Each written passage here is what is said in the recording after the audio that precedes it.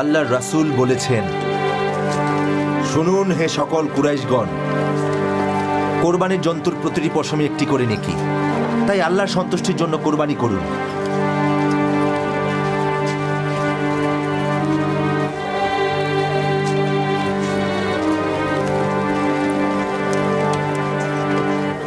চলে যাও আবু কাসিম, তুমি এখানে ভয়ঙ্করভাবে অপমানিত হবে। আপনার পাশে আছি রাসূলুল্লাহ, পরিবার আর জীবনও ত্যাগ করতে পারবো।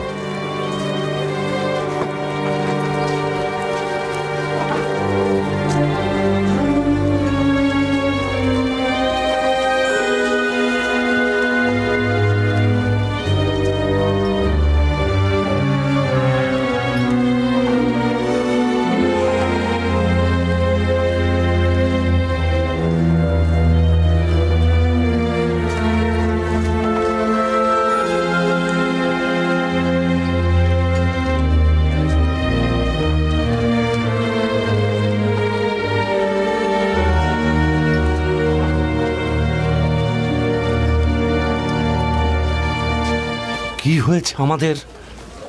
আমরা মুহাম্মাদের সাথে সরাসরি কিছু করতে পারছি না কেন? কিসের এত ভয় আমাদের? রাব্বিল কাবার শপথ, আমরা সবাই মিলে তাকে আক্রমণ করলেই কুরাইশদের কাছে আমাদের চলে যাওয়া মান ইজ্জত বাঁচাতে পারবো। কাবার শপথ করলাম, আক্রমণ করব। অবশ্যই করব। কুরাইশদের সামনে আমাদের সম্মান বাঁচাতেই হবে।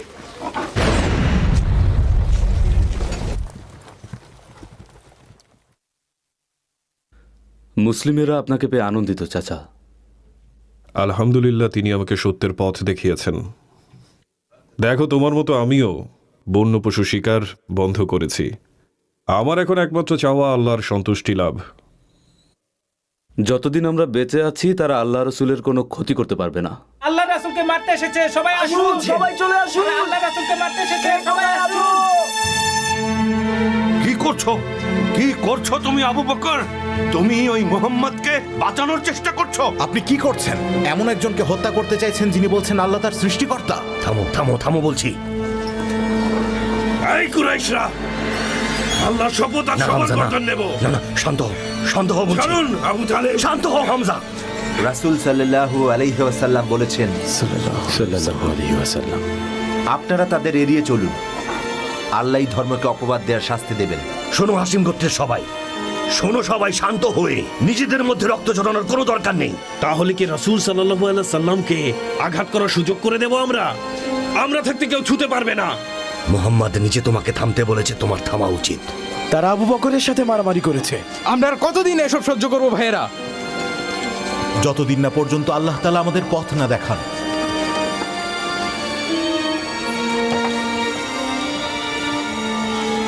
মুহাম্মদ নিজেই কিছু বলবেন, তাই ধৈর্য ধরুন। মাথা ঠান্ডা রাখুন, তাহলে আপনার উদ্দেশ্য সফল হবে আবুল হাকাম। আরে রাখুন আপনার মাথা। এত সহজে আমার মাথা ঠান্ডা হয় না।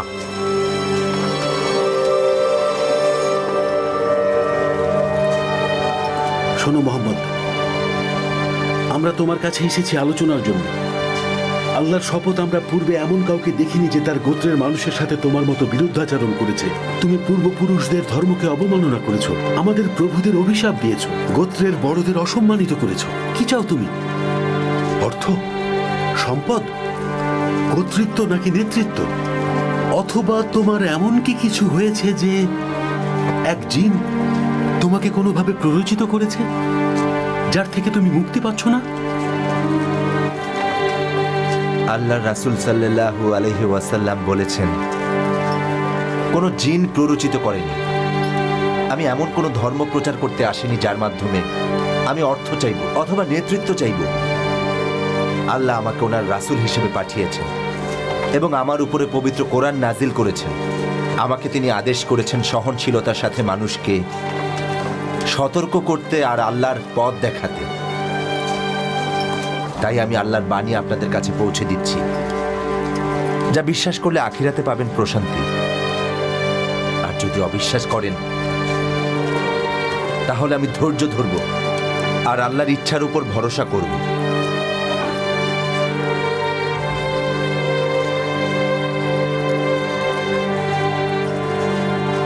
শোনো মুহাম্মদ, আমরা তোমাকে যা উপহার দিতে চাই তা যদি তুমি না নিতে চাও, তবে আমরা কিছু চাই।